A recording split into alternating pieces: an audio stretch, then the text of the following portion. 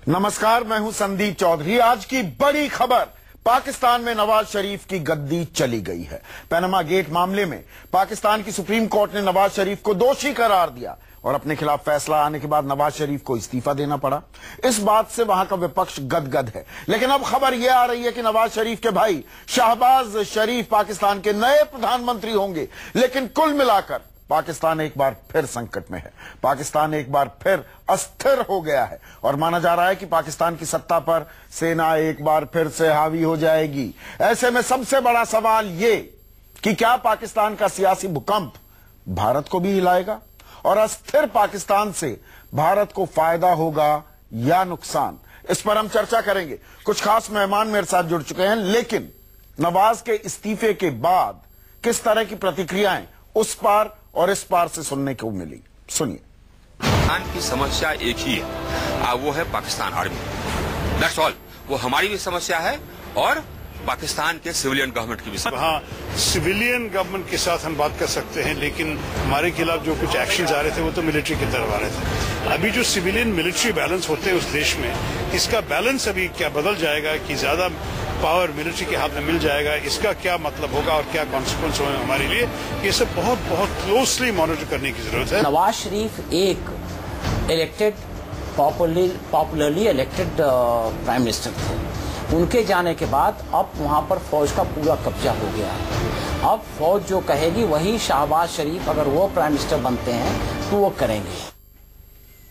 और चर्चा में मेरे साथ बीजेपी के वरिष्ठ नेता सुधांशु मित्तल, कांग्रेस के राष्ट्रीय प्रवक्ता मीम अफजल राजनयिक भी रह चुके हैं और एम्बेसडर अशोक सज्जनहार, जाने माने राजनयिक, मेरे साथ स्टूडियो में मौजूद है। Majid Ali, senior defence and political analyst, Pakistan से मेरे साथ जुड़ चुके हैं। इसके अलावा कर्नल दानवीर सिंह रिटायर्ड और के सिन्हा, दो रक्षा विशेषज्ञ और हमारे साथ जुड़ने वाले हैं। बताइए, जब खबर आई कि नवाज शरीफ ने इस्तीफा दे दिया पनामा पेपर लीक मामले को लेकर, सुप्रीम कोर्ट ने दोषी उन्हें करार दिया, तो लगा कि अस्थिरता के बादल मंडराने लगे हैं पाकिस्तान पर। अब ताजा खबर यह है कि शहबाज शरीफ नए प्रधानमंत्री होंगे, तो वो अस्थिरता का माहौल, वो इंस्टेबिलिटी का मंजर क्या खत्म होता दिख रहा है, बादल छटते दिख रहे हैं, या अभी वो एक बड़ा खतरा है पाकिस्तान के लिए? देखिए जी, ये जो क्राइसिस सारा शुरू हुआ था आज से साल पहले और आज जो क्राइसिस खत्म हुआ है, उसमें एक बहुत बड़ा मसला ये है कि किस तरीके से नवाज शरीफ जो हैं वो डिस्क्वालीफाई हुए हैं। मतलब क्या प्रेयर्स ली गई थी और किस चीज पर नतीजा आया, वो एक सवालिया निशान खड़ा कर रहा है हमारे कोर्ट्स के ऊपर। हमारे कोर्ट्स हमेशा से कल्प्रेट रहे हैं तमाम मामलात में, जो हुकूमती मामलात हैं या जो गवर्नमेंट्स हैं, डिफरेंट गवर्नमेंट्स उनको टॉपल करने में, मतलब जब आर्मी करती है तो लॉ ऑफ नेसेसिटी यही कोर्ट्स देते रहे हैं। हम इन कोर्ट्स के हाथों काफी अरसे से काफी परेशान थे और जब इफ्तिखार चौधरी साहब के पास जरा पावर आई और उन्होंने भी कुछ डिसीजन लिए तो उन्होंने भी इस तरह के लिए कि उन्होंने अपने साहब, मेरा सवाल ये है कि पाकिस्तान में इंस्टेबिलिटी का माहौल है क्या, वो बरकरार है क्या? बिल्कुल। देखिए किसी भी मुल्क का प्रधानमंत्री अगर डिस्क्वालीफाई हो जाएगा एकदम, तो वहां पर मतलब इंस्टेबिलिटी तो जरूर होती है। मतलब इस वक्त एक ऐसा माहौल है जहां पर हमें थोड़ा नाजुक लग रहा है मरहला, मगर मेरा ख्याल है कि सदर साहब बुलाएंगे और क्योंकि उन्होंने इस्तीफा पहले ही दे दिया, अब उनका नोटिफिकेशन बाद में हुआ था, पहले से डिसीजन हुआ था, क्योंकि लग यही रहा था पहले से कि ये होने जा रहा है। एक ये बड़ी साजिश है, एक ये इंटरनेशनल साजिश है जिसका वो हिस्सा बने हैं, जिसका वो निशाना बने हैं। साजिश कौन कर रहा है? देखिए जी, मैं कुछ इंटरनल है, कुछ एक्सटर्नल है। एक्सटर्नल मेरे ख्याल से सबसे बड़ी साजिश जो है वो अमेरिका कर रहा है, जो चाह रहा था कि पाकिस्तान अपनी फौजें जो हैं वो उन फौजों के बीच में भेजे जो यमन में भी लड़ें और जो ईरान के खिलाफ भी अपना हिस्सा डालें। तो अब फौज का कब्जा हो जाएगा पाकिस्तान पर फिर से। वो जो उस्ताद दामन है ना, आपके उस्ताद दामन कह गए थे, पाकिस्तान दी मौजा मौजा, चारों पासे फौजा ही फौजा। अब चारों पासे फौजा ही फौजा हो जाएंगी।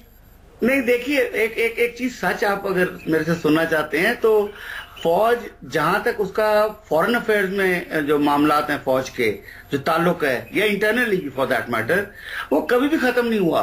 मतलब मुझे नहीं याद के सिवाय भुट्टो दौर के वो फौज का असर रसूख जो रहा है शुरू से पाकिस्तान बनने के बाद से आज तक, वो खत्म नहीं हुआ और ना ही होगा। एम्बेसडर सज्जनहार, जी पाकिस्तान दी मौजा ही मौजा, चारों पासे फौजा ही फौजा, अब वही आलम आ जाएगा, फौज का कब्जा हो जाएगा क्या? जी फौज की प्रभुत्व तो यकीनन बढ़ेगा शहबाज शरीफ के आने के बाद भी। जी जी अब तो ये फैमिली मैटर हो गया ना, अपने भाई को बना दिया प्रधानमंत्री। देखिए आपने जैसे बिल्कुल ठीक कहा संदीप जी, अस्थिरता तो रहेगी क्योंकि अब उन्होंने इस्तीफा दे दिया है। शहबाज शरीफ ये निर्णय ले लिया गया हो जो वो अगले प्रधानमंत्री होंगे, परंतु अभी वो मेंबर नेशनल असेंबली नहीं है। तो वो 45 दिन में होना वो तो हो जाएगा, कोई बात नहीं, परंतु एक आपके ख्वाजा आसिफ आएंगे उसमें, जो भी इंटरिम प्राइम मिनिस्टर बनते हैं, चाहे 45 दिन में या कितने दिन में। अब उनकी क्या मंशा है, आगे वो क्या करना चाहते हैं, क्या लेना चाहते हैं, और मतलब 45 दिन में तो आप कोई भी निर्णय नहीं ले सकते हैं क्योंकि वो तो इंटरिम प्राइम मिनिस्टर हैं। और उसके बाद शहबाज शरीफ आएंगे, ठीक है, वो भी पाकिस्तान पंजाब प्रोविंस के वो चीफ मिनिस्टर रह चुके हैं, वो भी तजुर्बेकार हैं, परंतु उनका स्टेचर तो यकीनन वैसा नहीं है जो नवाज शरीफ का था। वो तो बहुत ही कद्दावर। जो माहिर अली कह रहे हैं जी कि आंतरिक भी साजिश थी और बाहरी ताकतों की भी, अमेरिका का उन्होंने जिक्र किया कि भाई बाहर फौज भेजने पर कहीं ना कहीं अंकुश लगा रहे थे नवाज शरीफ। अब फौज बेलगाम हो जाएगी क्या? नहीं, देखिए मेरे विचार से अब ये जो कहें जो बाहरी ताकतों की साजिश थी, मुझे उसके बारे में कुछ नहीं मालूम है, परंतु मुझे आंतरिक तो यही लगता है जो ये फौज ने इस पनामा पेपर्स का इस्तेमाल किया है, एक प्रयोग किया है, क्योंकि वो देख रहे थे जो नवाज शरीफ उनके लिए बहुत ही इनकन्वीनियंट बनते जा रहे हैं। वो बहुत ही अपना 20 प्रधानमंत्री हो चुके हैं पाकिस्तान के आजाद इतिहास में, आज तक कोई अपना कार्यकाल पूरा नहीं कर पाया। एक भी ये इनका 1 साल बचा था, इस बार शायद रिकॉर्ड बनने वाला था जी, परंतु उनको भी वो नहीं होने दिया उन्होंने। और इसीलिए सेना चाहती थी जो कैसे इनको हटाया जाए, और उन्होंने इसी का प्रयोग किया, पनामा पेपर्स का प्रयोग किया, जिससे कि उनको हटा दिया जाए। मेरे विचार से अमेरिका ये बिल्कुल नहीं चाहता होगा जो पाकिस्तान में फौज का और सेना का प्रभुत्व और बढ़े, क्योंकि वो देख रहे हैं जो अफगानिस्तान में चाहे तहरीक तालिबान हो, चाहे तालिबान हो या हक्कानी नेटवर्क हो, ये सब सेना ही करवाती है उधर से। इसमें कोई नवाज शरीफ का या प्रधानमंत्री का इतना योगदान नहीं रहा होगा। अम्बेसडर, ये तो पाकिस्तान की आंतरिक बात हो गई, लेकिन मेरे दर्शकों की ज्यादा दिलचस्पी इस बात को लेकर है सुधांशु मित्तल कि पाकिस्तान में जो कुछ आंतरिक सूरत हाल उभर कर सामने आ रही है, उसका हमारे ऊपर भी असर पड़ेगा क्या? बॉर्डर पर टेंशन है, तनाव है, सीज फायर वायलेशंस लगातार हो रही थी जब तक एक सिविलियन गवर्नमेंट थी। अभी सिविलियन गवर्नमेंट है, लेकिन फौज का वर्चस्व जो फिर से हावी होता दिख रहा है, उससे भारत के लिए चिंता का सबब। सुधांशु? संदीप जी, बिल्कुल आपने सही कहा। आपकी जो इसमें टिप्पणी है और जो आपकी ऑब्जर्वेशन है बिल्कुल सही है। देखिए, एक प्रजातांत्रिक सरकार उससे डील करना और उससे समस्याओं का समाधान ढूंढना बहुत आसान है, क्योंकि उसका चिंतन अलग होता है। उसका चिंतन है कि भाई देश में विकास कैसे होगा, वहां की जनता के लिए वो क्या अच्छा काम कर सकती है। लेकिन फौज का तो सारा चिंतन उसका अस्तित्व है, और पाकिस्तान और हिंदुस्तान के बीच में अगर तनाव खत्म हो गया तो फौज का अस्तित्व खत्म हो जाता है, आईएसआई का अस्तित्व खत्म हो जाता है, आईएसआई के सार्थकता खत्म हो जाती है, वो तर्कसंगत नहीं रहती। तो इतने दिनों में हमने पिछले भी देखा कि जब भी कोशिश हुई कि अमन और शांति की तरफ हम लोग बढ़े, उस कोशिश को नाकाम किसने करा? वहां की फौज, वहां की आईएसआई ने मिलकर कहा। नवाज शरीफ जाते हैं, समझौता करते हैं, समझौते में बातचीत की बात होती है, और पहुंचते इस्लामाबाद है, इतने में बयान आ जाता फौज का कि जो इन्होंने कहा बेकार है, इसमें हम लोग कुछ नहीं मानने वाले हैं और कोई चीज नहीं होगी। तो इसके बाद जितना कमजोर प्रजातांत्रिक ढांचा होता है, उतना ज्यादा मजबूत और उतना ज्यादा इत्तेफाक रखते हैं जो सुधांशु मित्तल यहाँ पर कह रहे हैं। दो प्रजातांत्रिक सरकारें आपस में बात करें तो कुछ ना कुछ राब्ता कायम हो सकता है, उसकी गुंजाइश भी फिलहाल थम गई है क्या, खत्म होती दिख रही है? देखिए जी, जितनी दफा भी पाकिस्तान और हिंदुस्तान के दरमियान ताल्लुकात बेहतर करने की बात हुई है, पिछले जब से आप देखना चाहते हैं हिस्टोरिकली इसको देखना चाहते हैं, हमेशा फौज का रोल रहता है, ये बढ़ना या कम होने का एक सवाल ही नहीं पैदा होता।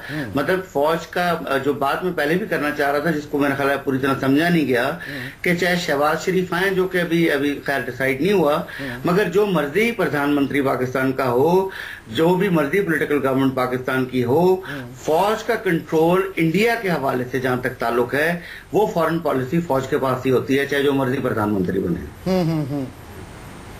तो वो अब दिक्कत का सबब बनेगा क्योंकि सेना साहब नहीं देख कुछ नहीं फर्क पड़ेगा ना। मैं सेना साहब की भी राय ले लूं। हाँ जी देखिए संदीप जी, इसको समझने की चीज है कि पाकिस्तान आर्मी की सबसे बड़ी या पाकिस्तान मिलिट्री की सबसे बड़ी प्रॉब्लम क्या है। जीएचक्यू ये देख रहा था कि नवाज शरीफ साहब over a period of time, ये 2013 से शुरू हुआ था, थोड़ा सा वो फौज के अगेंस्ट हावी हो रहे थे। और दूसरी चीज जो वो हो रहे थे, जो पाकिस्तान आर्मी चाहती है, थर्ड टाइम भी रेडिकल, वो जब भी आते हैं वो फौज पर अपना कब्जा जमाने की, नहीं सबसे ज्यादा जो था ना लास्ट 7-8 मंथ से वो रेडिकलाइजेशन के ऊपर में उनके पास प्रेशर था। तो जो फौज है उसने देखा कि भाई कैसे इनको हटाया जाए, उन्होंने इवोक किया है आर्टिकल 62 बाय प्रॉक्सी और उन्होंने जुडिशरी का सहारा लिया है। तो 2007 के पहले जुडिशरी फौज का लाइन टो करती थी, अभी बाय प्रॉक्सी आप देखिए, जाए जेआईटी का उन्होंने गठन किया, उसमें 2 फौज के लोग डाल दिए।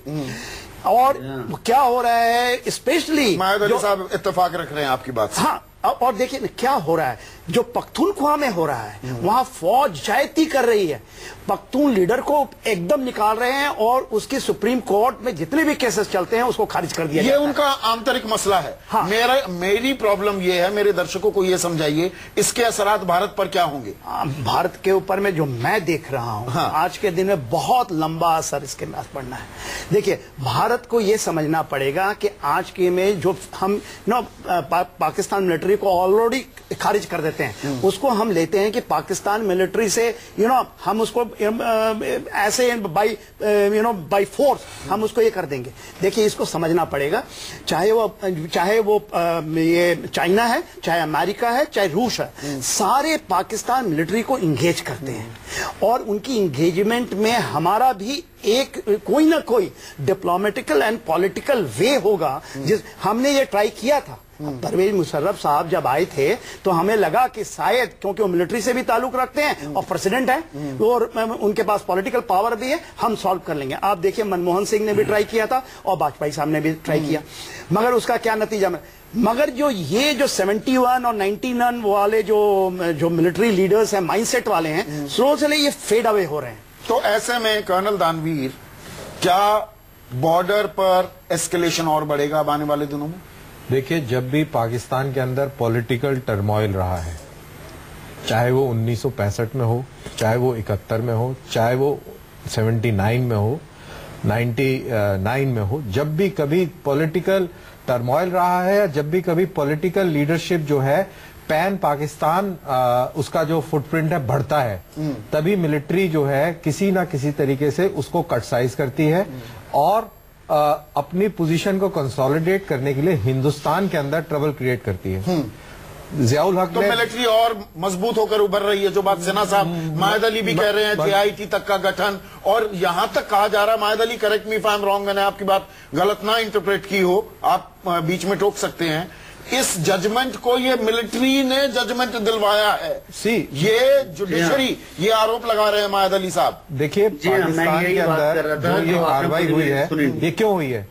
नवाज शरीफ ये पहला प्रधानमंत्री था पाकिस्तान का जिसने अपनी पॉलिटिकल रैली में हिंदुस्तान के खिलाफ कोई बात नहीं करी। अपने मैनिफेस्टो में उसका ये पॉइंट था कि हम हिंदुस्तान के साथ बेहतर ताल्लुक करेंगे। जब पाकिस्तान मिलिट्री अपने मिलिट्री कोर्ट्स की एक्सटेंशन मांग रही थी तो नवाज शरीफ साहब उसके अपोज कर रहे थे, क्योंकि वो सिविल एडमिनिस्ट्रेशन और जुडिशरी की जो पावर्स है उसको कहीं ना कहीं कट करती है, कहीं ना कहीं उसको बाईपास करती है मिलिट्री कोर्ट, जो आजकल पाकिस्तान में। नवाज शरीफ का जाना, पहले ही भारत और पाकिस्तान के संबंध कोई ज्यादा मधुर तो है नहीं और वॉर हॉक्स दोनों तरफ हैं, उधर भी और इधर भी हैं, जो लगातार मुंह तोड़ जवाब, दांत खट्टे करने की बातें होती रहती हैं, ये बातें और बढ़ेंगी? नहीं, टेलीविजन स्टूडियोज में और पॉलिटिकल रैलीज में मुंह तोड़ जवाब और खट्टे और टेलीविजन स्टूडियो नहीं, वॉर स्टूडियोज बन गए। वॉर स्टूडियो वो बात अलग है, वो तो खैर एंटरटेनमेंट प्रोग्राम है तो उनका कोई इलाज नहीं है, but the fact the real news के नाम पर एंटरटेनमेंट। हाँ, तो लेकिन जो रियलिटी है वो रियलिटी परे है। जो जनरल सिन्हा साहब कह रहे थे कि पाकिस्तान मिलिट्री के साथ में किसी ना किसी तरीके से अगर हम बातचीत करना अपना ओपन करें तो मेरे ख्याल से वो कहीं ना कहीं फायदेमंद। तो जैसे भी हमारे संबंध है, मीम अफजल साहब आप फोन लाइन पर जुड़ गए हैं, पहले में सुधांशु मित्तल उंगली उठा रहे हैं। सुधांशु मित्तल, जैसे भी संबंध थे उनको झटका है ये नवाज शरीफ का जाना?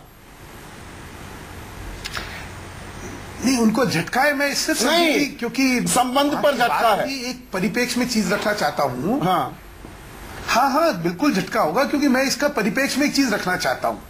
4 साल पहले जब वहां पे चुनाव हुए थे तो पहला चुनाव था जिसमें भारत और कश्मीर दोनों उस चुनाव का मुद्दा नहीं था। पहली बार हुआ था पाकिस्तान की राजनीति में कि राजनीतिक दलों ने पाकिस्तान, भारत को और कश्मीर को, दोनों को मुद्दा नहीं बनाया था।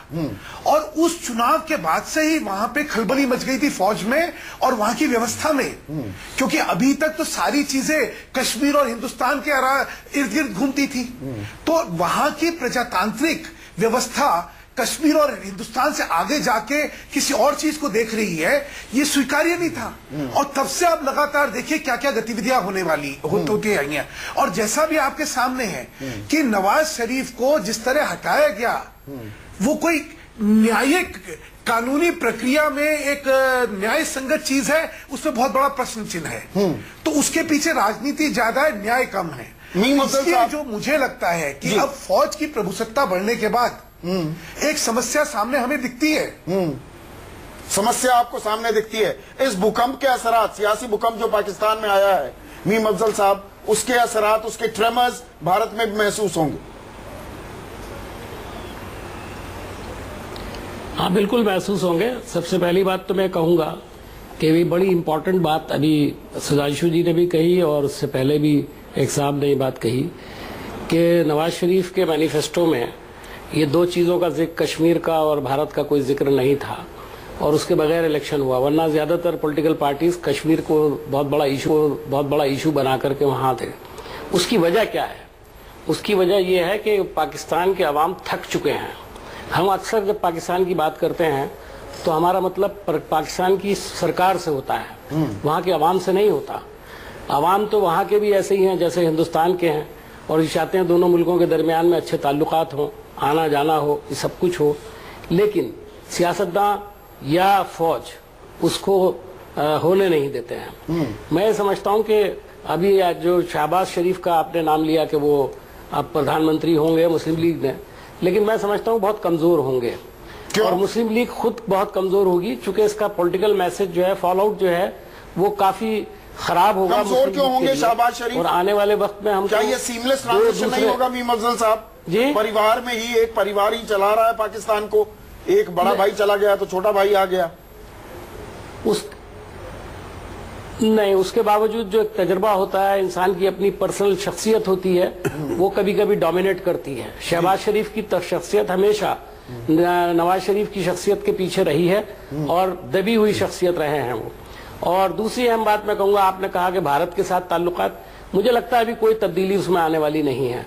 और उसके अलावा एक बात जरूर पाकिस्तान के इस डेवलपमेंट से होगा और हम भी इसको जरूर कहेंगे कि हिंदुस्तान के अंदर भी पनामा लीग के अंदर बहुत सारे नाम हैं। जब एक पाकिस्तान जैसे मुल्क के अंदर प्रधानमंत्री जाता है तो हमारे यहाँ जो लोग पनामा लीग के अंदर इन्वॉल्व हैं, जिसमें एक चीफ मिनिस्टर का बेटा तक इन्वॉल्व दिखाई देता है, उसके नाम आया है 500 आदमियों के नाम है। सरकार ने, प्रधानमंत्री ने वादा किया था कि हम टोटल इंक्वायरी करके इसको नहीं, नाम तो सरकार को बताने हैं, 260 या कितना 250 के करीब नाम जो है वो सरकार के पास हैं, वो बताने हैं, उनका इन्वेस्टिगेशन होता है, लेकिन इस पर कोई जबान खोलने को तैयार नहीं है। लेकिन इस वाकये से मुझे लगता है भारत के अंदर लोग ये चाहते हैं। आप मुस्कुरा रहे हैं, लीग के अंदर जिस तरह मुस्कुरा रहे हैं, भारत में पैनामा पेपर लीक्स में जिन जिन के नाम है उन पर चुप क्यों है सरकार?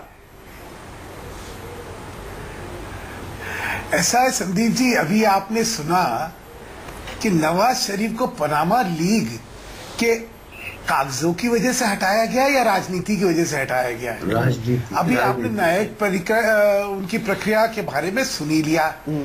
मैं पर चुप्पी क्यों साधे हुए हैं? पाकिस्तान यहाँ पर नाम तो बता दो, अफजल साहब जैसे नाम तो बता दो कौन कौन है, उनकी तफ्तीश तो हो जाए। सुनिए सुनिए सुनिए सुनिए संदीप जी, पनामा पेपर के बारे में अलग एक कार्यक्रम करिए, चर्चा करते, खुल के चर्चा होगी।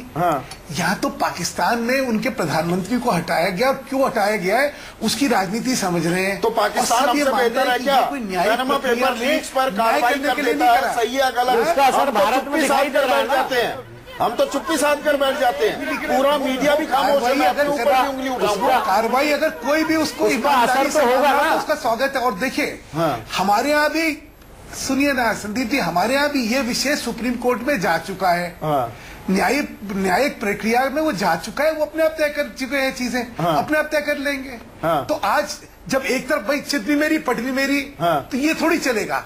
जब आप सुप्रीम कोर्ट की वहां की दुहाई दे रहे हैं, तो भैया यहाँ भी तो सुप्रीम कोर्ट है, उसने देख लिया और उसने कहा कुछ नहीं है ये। तो किसकी बात माननी है? पाकिस्तान की माननी है, अपने न्यायालयों की माननी है? लेकिन मैं करना चाह रहे हैं इसी पॉलिटिकल पॉइंट, जो हर चीज में जिनको राजनीति, पॉलिटिकल पॉइंट तो खैर अपनी जगह पे, बट इसका टेक्निकल पॉइंट ये है कि अप्रैल में जब सुप्रीम कोर्ट में इसकी सुनवाई हुई, तो सुप्रीम कोर्ट ने ये बोला पाकिस्तान के ने कि हमारे पास कोई ऐसा एविडेंस नहीं है जिससे कि हम इनको पकड़ सके। तो एक ज्वाइंट इन्वेस्टिगेशन टीम बिठाई गई। ज्वाइंट इन्वेस्टिगेशन टीम में ट्रायल नहीं हुआ, ये समझने वाली बात है। सिर्फ उन्होंने सिलेक्टिव जो तरीके से एविडेंस इकट्ठा किया गया है। पनामा लीक में मुशर्रफ का भी नाम है, पनामा लीक में बहुत सारे जनरलों का नाम है, और ये कभी पाकिस्तान की जो मिलिट्री है, तो पाकिस्तान जो मिलिट्री है वो सबसे बड़ा कॉर्पोरेट है पाकिस्तान के अंदर, सबसे बड़ी रियल एस्टेट कंपनी वो चलाते हैं, कंस्ट्रक्शन कंपनी वो चलाते हैं, दूध वो बेचते हैं, पानी वो बेचते हैं, बैंक वो चलाते हैं। तो उनका एक इकोनॉमिक इंटरेस्ट भी है, और नवाज शरीफ जो है अपने साइज से ज्यादा बड़े महसूस हो रहे थे, तो इसलिए उनको साइज से कट किया गया है। ये पूरा खेल है इसके पीछे, ये समझना बहुत जरूरी है। मायद अली जी, यही खेल है, यही खेल है। देखिए मैं शुरू से यही बात कर रहा हूँ कि पनामा लीक्स में उनका नाम होना, नवाज शरीफ का या उसकी फैमिली का करप्ट होना, या बाकी पॉलिटिशियंस का करप्ट होना, मैं तो जानता हूँ यहाँ का, क्योंकि मैं यहाँ हूँ, एक जर्नलिस्ट हूँ, मेरी मुलाकातें होती हैं। हमारे यहाँ जितने भी पॉलिटिशियंस हैं, इवन इमरान खान, मतलब उनके भी कोई हिसाब किताब नहीं मिल रहा, जो उनको बाहर से डोनेशन आ रही हैं, जो कोर्ट में केस लगा हुआ और जो चलने नहीं दे रहे, स्टे लिया हुआ उन्होंने। तो यहाँ बाहर फॉरेन इन्वेस्टमेंट्स या मनी लॉन्ड्रिंग के बेशुमार मामला आते हैं। 490 तो नाम है। अब उसमें से इन्होंने सिर्फ नवाज शरीफ को निकाल लिया, और निकाल के जो मुद्दा वहां उठाया गया, जो 3 मुद्दे उठाए गए उनके हवाले से, उस पे फैसला देने के बजाय उन्होंने फैसला दे दिया एक नई चीज उठा के, जो उन्होंने प्रेयर्स में थी नहीं, मतलब जो पिटिशन में थी नहीं, उसको सो मोटो लेके। और जो जीआईटी की ये बात कर रहे हैं, वो बड़ी बायस किस्म की जीआईटी थी, जिसमें 2 वो लोग थे जो डायरेक्टली इन्वॉल्व थे। जब मुशर्रफ साहब आए थे तो उन्होंने जो कुछ इनकी प्रोब की थी उसमें इन्वॉल्व थे, इनके नवाज शरीफ फैमिली के, और 2 लोग फौज से थे। भाई फौज के 2 लोगों का क्या ताल्लुक है भाई एक सिविल मामले से जो सुप्रीम कोर्ट में चल रहा है? नंबर 1। नंबर 2, ये बात मैं करना चाह रहा हूं कि इतने लोग यहाँ पर जो हैं, मुझे पता है कि कोई भी हाथ धोए नहीं बैठा हुआ, सबके हाथ मैले हैं, कहीं ना कहीं फंसे हुए हैं।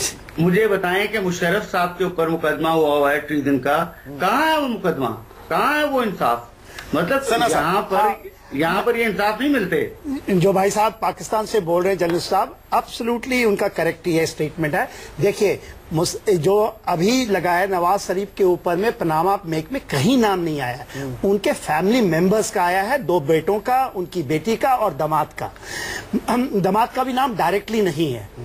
मगर ये देखिए किस चीज के ऊपर आर्टिकल 62 के अंदर में नवाज शरीफ को निकाला गया है। वो कहते हैं कि नॉमिनेशन में जब उन्होंने दिया है, तो नॉमिनेशन में एक जो कंपनी से जो उन्होंने पैसा लिया था उसको रिफ्लेक्ट नहीं किया है, और एक जगह गलत ब्यौरा दिया गया है। तो मतलब फौज के लिए दिक्कत का सबब बन रहे थे। फौज has fought back, hit back, ये हंटिंग हुई है। तो ऐसे में एम्बेसडर सज्जनहार, मुझे ये बताइए, जो थोड़ा सा इशारा भी हो रहा था अभी चर्चा में, शाहबाज शरीफ अब नए प्रधानमंत्री होंगे, वो कमजोर प्रधानमंत्री होंगे या ये दरअसल एक सीमलेस ट्रांजिशन हो गई, एक भाई गया दूसरा भाई आ गया, सरकार उन्हीं की है, पार्टी उन्हीं की है, तो जस के तस रहेंगे हालात, या कमजोर होंगे? नहीं, कमजोर मेरे विचार से तो यकीनन कमजोर रहेंगे। क्योंकि देखिए सीमलेस ट्रांजिशन नहीं होगा, क्योंकि और भी मेरे विचार से पीएमएलएन में पावर सेंटर्स उभर कर आ सकते हैं, क्योंकि एक तो वो इतने बड़े नेता थे नवाज शरीफ, और उनकी जो शख्सियत थी, उनका जो एक्सपीरियंस था, उनका जो कंट्रोल था सबके ऊपर, वो बहुत ज्यादा था। तो और अब कहने वाले मायद अली साहब कहने वाले, एक मिनट कहने वाले तो ये भी कह रहे हैं कि नवाज शरीफ का राजनीतिक करियर खत्म हो गया है। ये मुशर्रफ भी ऐसी बात कह रहे हैं, इमरान खान भी कह रहे हैं। नहीं, वो लालू का खत्म हो गया था जब वो जेल गए थे, हुआ था, पीएमएलएन का, वो तो उसके पार्टी के तो चीफ रह सकते हैं, वो कोई उसमें नहीं है। नहीं, मेरी मुझे बात साहब भी कह रहे हैं जी, मुझे बात करने दीजिए। देखिए हमारे लॉ के मुताबिक अगर वो डिस्क्वालीफाई होते हैं, मेंबर नहीं रह सकते पार्लियामेंट के, तो उनको सदारत भी छोड़नी पड़ेगी पार्टी की, क्योंकि वो छोड़ देंगे, दायर है, वो नोटिफिकेशन हो जाएगा। वो मगर वो लीडर पार्टी के तो बड़े रहेंगे ना।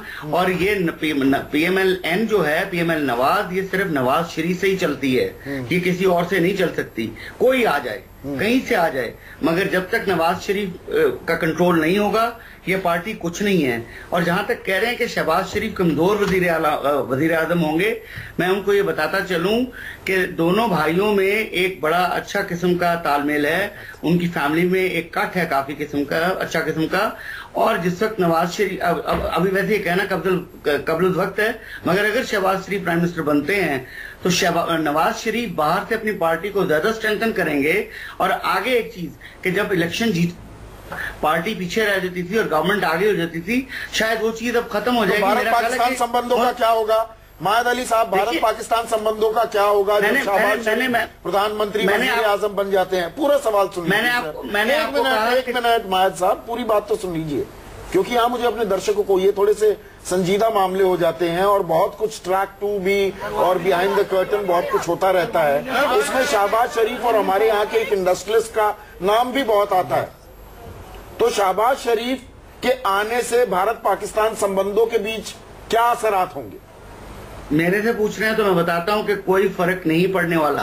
अच्छा, क्योंकि मैंने सीधा कहा आपको, शायद आपने मेरी बात को गौर से नहीं सुना, कि सिवाय जुल्फकार अली भुट्टो के पाकिस्तान और हिंदुस्तान के ताल्लुकात में कभी भी पॉलिटिक्स वाले जो लोग हैं, पॉलिटिकल जो लोग हैं, जो पॉलिटिकल गवर्नमेंट्स हैं, वो कभी भी हावी नहीं हो सकी। ये मामला काफी हद तक फौजी देखती है। जी नहीं, वो देखती है। मीम अफजल साहब, बेनजीर भुट्टो की फिल्म देखिए क्या जी, आपकी टिप्पणी। देखिए, सबसे पहले तो संदीप जी मैं आपको मुबारकबाद देता हूं। शायद मैंने पहली बार पाकिस्तान के किसी जर्नलिस्ट को, मायद अली साहब को सुना है और मैं बहुत मुतासिर हुआ हूं।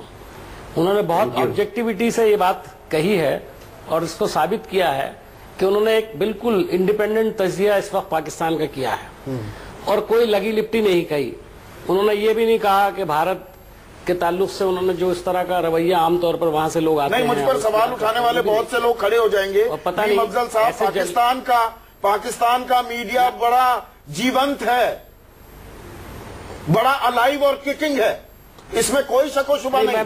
पाकिस्तान के जो सो कॉल्ड एक्सपर्ट्स बिठाए जाते हैं, जो हॉक्स बिठाए जाते हैं, वो बल्कि पाकिस्तान की गलत एक छवि पेश करते हैं। पाकिस्तानी मीडिया से आप किसी से बात कीजिए, वो हमसे भी ज्यादा बेबाक है, मुझे ये कहने में कोई दिक्कत नहीं है। मेहरबानी, बहुत बहुत शुक्रिया।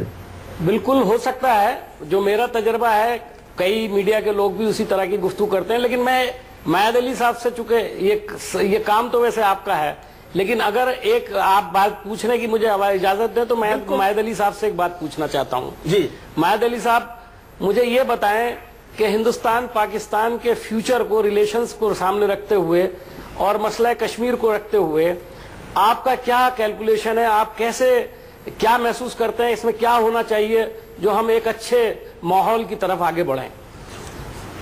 देखिए जी, जब तक पाकिस्तान में एक स्ट्रांग पॉलिटिकल गवर्नमेंट नहीं आती, मतलब एक ऐसी स्ट्रांग पॉलिटिकल गवर्नमेंट जहां पर कॉन्स्टिट्यूशन के हवाले से चला जाए मतलब जो पाकिस्तान का कॉन्स्टिट्यूशन कहता है वो उसके मुताबिक चला जाए, जो जो इंस्टीट्यूशन कॉन्स्टिट्यूशन के ताबे हैं वो उसी तरह काम करें। जब तक कि ये सूरत हाल नहीं होती या मैं कोई गुंजाइश है, उसकी कहाँ गुंजाइश है? अब तो फौज का कब्जा फिर से आता दिख रहा है। मैं गुंजाइश जो थी वो निपटती दिख रही है। मुझे 1 मिनट दे दीजिए। मैं आपको याद कराता हूं कि जिस वक्त प्रधानमंत्री बने थे नवाज शरीफ, तो अभी उन्होंने ऑफिस अस्यूम नहीं किया था, तो उन्होंने एक प्रेस कॉन्फ्रेंस की थी जिसमें उन्होंने पाक इंडिया रिलेशंस की बात की थी। तो उसके फौरन बाद अभी उन्होंने ओथ नहीं लिया था, तो एक मुलाकात हुई थी हमारे चीफ ऑफ आर्मी स्टाफ में और नवाज शरीफ में उनके घर पे, जहां उनको बता दिया गया था कि क्या मामला किस तरीके से तय पाएंगे। ठीक है, मैं देखता आ रहा हूं काफी अरसे से कि foreign policy towards India, towards Afghanistan, जो कि सेंसिटिव कंट्रीज हैं हमारे लिहाज से समझी जाती हैं किसी कहीं पर किसी हल्के में, वो उसमें मोस्टली फौज का इन्फ्लुएंस बहुत ज्यादा होता है। और अगर आप उससे हटके कुछ बात करना चाहते हैं तो फिर आप अपने लिए मसले बना लेते हैं, यहीं पर कॉम्प्रोमाइज होते हैं और यहीं पर फिर मुसीबत खड़ी होती है। अगर कॉम्प्रोमाइज एक दफा ना करें, खड़े हो जाएं, गिर जाएं, बेशक गिर तो जाते ही हैं, मतलब किसी ने अपनी मदद। लेकिन वो बातें मायद अली साहब और एम्बेसडर सज्जनहार आपको मैं लेकर आना चाहूंगा, ये बातें तब ठीक हैं जब 2 प्रजातांत्रिक सरकारें बात कर रही हो। अब वहां पर ये आलम नहीं दिख रहा है। ऐसे में हमारे विदेश मंत्रालय का, खासकर क्योंकि आप राजनयिक रहे हैं, विदेश मंत्रालय अभी हमारी विदेश नीति में एक स्टैंड ऑफ, एक देतांत है। देतांत तो बिल्कुल नहीं है। नहीं, देतांत तो वो कहते हैं जो जब आपके ताल्लुकात बहुत अच्छे हों और नॉर्मल हों। तो अभी तो बिल्कुल एक फिशर पड़ा हुआ है। जो अगर देखिए तो अब क्या रिस्पांस क्या होना चाहिए देखिए विदेश मंत्रालय का? नहीं, रिस्पांस तो विदेश मंत्रालय को तो यही रहेगा जो ये इनका इंटरनल अफेयर है पाकिस्तान का। मतलब हम कोई टिप्पणी नहीं करेंगे। अगर आप ये सोच रहे हैं जो ऑफिशियली अगर हम कोई टिप्पणी करें, वेलकम करें या क्रिटिसाइज करें, मेरे विचार से कुछ नहीं होगा। अगर ये ऑफिशियल स्पोक्सपर्सन से ये प्रश्न पूछा जाएगा, नए वजीर आजम आ रहे हैं, तो हमारा रिस्पांस क्या होगा? नहीं, या वेट एंड वॉच? हाँ, तो हम देखेंगे जो उनकी क्या वो होती है, क्या उनकी एटीट्यूड होता है भारत के साथ रिश्तों में। परंतु एक चीज मैं कहना चाहूंगा, जो उन्होंने कहा, जो हमेशा फौज के हाथ में रही है नीति भारत के साथ संबंधों की, अब वो फिर से उनके हाथ में आ गई है। और उनके हाथ में ही केवल नहीं आई है, उनके हाथ और ज्यादा सशक्त हो गए हैं फौज के। मैं देखता हूं, उसमें आपने पूछा था मेरे से प्रश्न, जो ये सीमलेस ट्रांजिशन है, मेरे विचार से इतना कोई सीमलेस ट्रांजिशन नहीं है। इसमें अस्थिरता है, अनसर्टेनिटी है, अनिश्चितता है, अनसर्टेनिटी है, अनिश्चितता है। और इसमें इसी की वजह से वहां पर जो पॉलिटिकल सिस्टम है उसमें वीकनेस आएगी। और इसमें इसीलिए फौज की जो ताकत है, उनकी जो खुफिया एजेंसी की जो ताकत है, वो ज्यादा बढ़ेगी। तो ऐसे में कर्नल दानवीर, जो आप कह रहे हैं कि ताकत बढ़ेगी, तो क्या हम ये मानकर चलें सीज फायर उल्लंघन का दौर चल रहा है और अभी सर्दियां शुरू नहीं हुई है, अभी बर्फबारी शुरू नहीं हुई है, तो हमें बॉर्डर पर और चौकस रहना होगा क्या? ये खबरें और आने वाली हैं क्या आने वाले दिनों में? चौकस भी रहना पड़ेगा और रिलेंटलेस मिलिट्री प्रेशर बना के रखना पड़ेगा, क्योंकि जब पाकिस्तान के अंदर मिलिट्री के जब ताबूत पाकिस्तान में जाते हैं, because majority Pakistan army Punjabi Pakistan army है, वहां पे पंजाब में जाते हैं, तो उसका एक असर पड़ता है। उसके पाकिस्तान आर्मी की क्रेडिबिलिटी और जो हीरो स्पेस जो बना के रखी है उसके ऊपर सवाल या निशान पैदा खड़ा होता है। तो हमें वो military pressure line of control के ऊपर निरंतर बना के रखना पड़ेगा। और साथ साथ जो कि हमने हमेशा निग्लेक्ट किया है, पता नहीं क्यों किया है, शायद हम हर चीज में आइडियलिस्टिक स्टैंड लेते हैं, सिलेक्टिव आइडियलिस्टिक स्टैंड लेते हैं। हमने कभी भी मिलिट्री के साथ डायरेक्ट 1-to-1 कांटेक्ट नहीं रखा। हम पाकिस्तान के उसमें जब संदर्भ में बात करते हैं तो हम ये कहते हैं कि हम डेमोक्रेटिक फोर्सेस को स्ट्रेंथन करना चाहते हैं और हम उनकी मिलिट्री से बात नहीं करना चाहते। लेकिन जितने भी यूरोपियन पावर्स हैं, अमेरिका है, रशिया है या चाइनीज है, जनरल बाजवा को एंगेज करना चाहिए, उनको track 2, 3, 4, 5 back door, front door, कहीं से भी एंगेज करना चाहिए। और कोई मॉरलिस्टिक स्टैंड नहीं है, क्योंकि आपने यही काम बर्मा में किया है। बर्मा में आपने उसी मिलिट्री के साथ में कांटेक्ट रखा जो मिलिट्री ने नॉर्थ ईस्ट में यहाँ पर तो यहाँ का डिस्कोर्स, यहाँ चर्चा अमूमन ये होती है कि नहीं और ये बात मैं मानता भी हूं कि पाकिस्तानी आवाम में दिक्कत नहीं, वो तो हमारे आवाम जैसा है। दिक्कतें निजामों की हैं, सरकारों की हैं। सरकार में भी फिर बात आने लगती है कि नहीं नहीं, प्रजातांत्रिक ताकतों से तो हमारी बात होने लगती है, फौज रोड़ा अटका देती है। देखिए सुधांशु, ये देखिए हमें जो समझने की बात है संदीप जी, देखिए यहाँ पर जो हमारा राजनीतिक का अप्रोच रहा है उसमें बहुत योगदान है। आज जब नवाज शरीफ वहां से आउस्टेड हुए हैं, देखिए क्या हुआ, नवाज शरीफ को हम मार्जिनाइज कर गए थे क्योंकि हमने उनको हर एक फ्रंट में, देखिए चाहे सार्क का सम्मेलन में हमारा बाइकआउट हो गया, चाहे उनको हम लिटरल स्टेज के अंदर में और इस रीजन के ऊपर में हम उसको डिप्लोमेटिकली हराते रहे, चाहे वो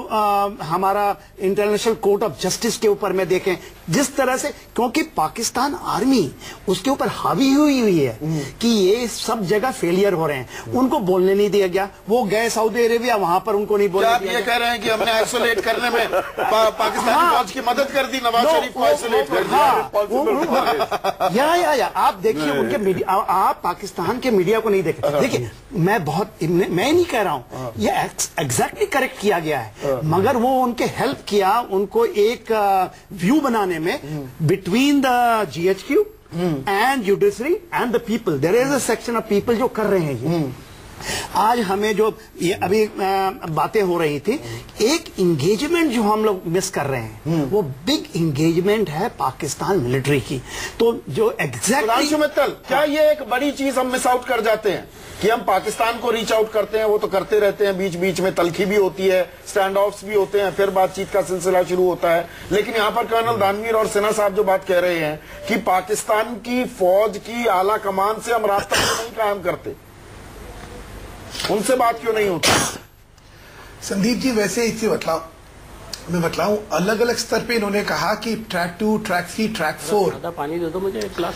तो जहां तक मुझे जानकारी है या जो थोड़ा बहुत मैं समझता हूं, ये ट्रैक 2, ट्रैक 3, ट्रैक 4 तो चलता ही रहता है।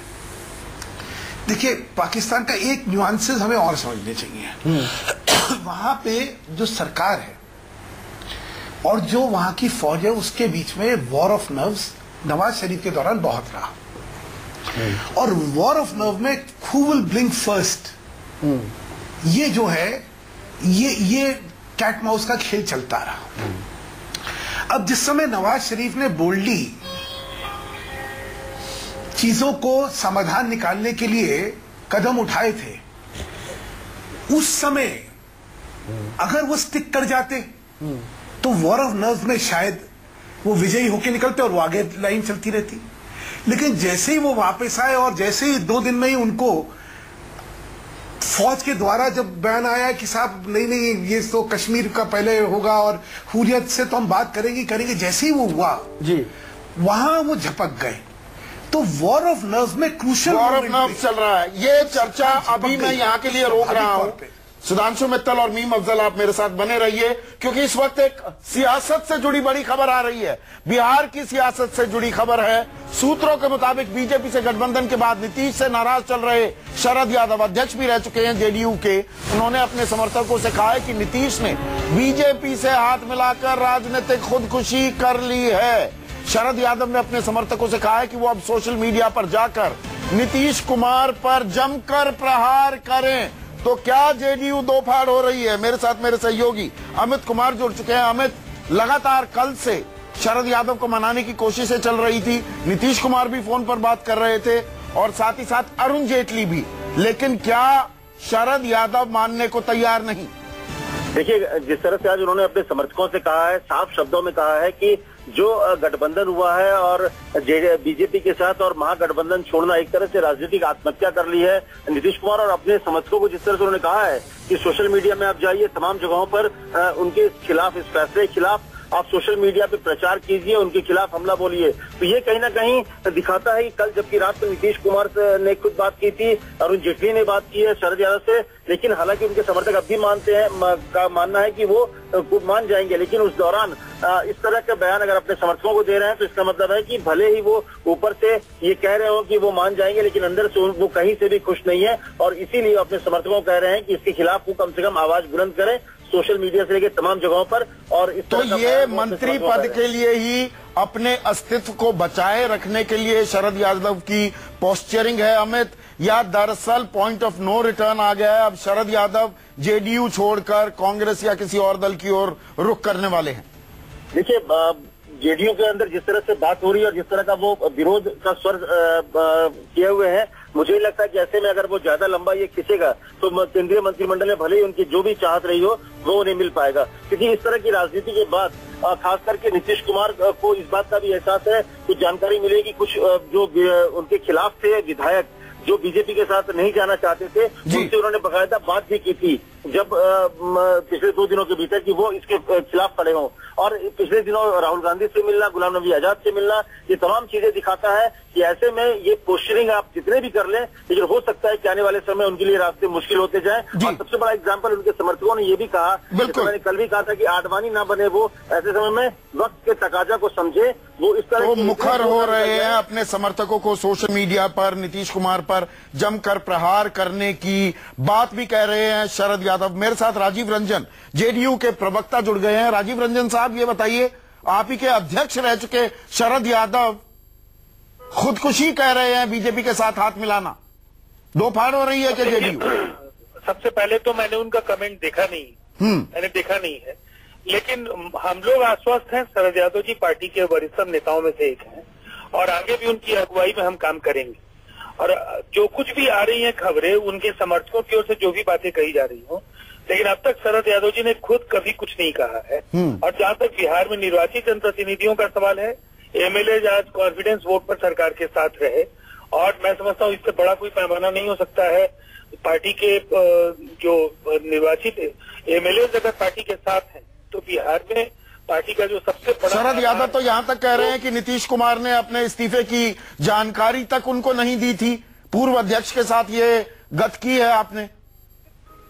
देखिए, शरद यादव जी का बयान मैंने देखा नहीं है, इसलिए मैं बस अब इतना ही कह सकता हूँ कि आपके बुलेटिन में गुंजाइश नहीं है अभी, चूंकि मैं न मॉनिटर देख पा रहा हूँ ना मैंने उनका बयान सुना है जी। लेकिन हम लोगों को जो जानकारियां है उसके आधार पर हम कह सकते हैं कि शरद यादव जी पार्टी के साथ हैं और आगे भी रहेंगे। सुधांशु मित्तल, राजनीतिक खुदकुशी की आपसे हाथ मिलाकर नीतीश कुमार ने, शरद यादव छोड़ रहे हैं क्या जेडीयू?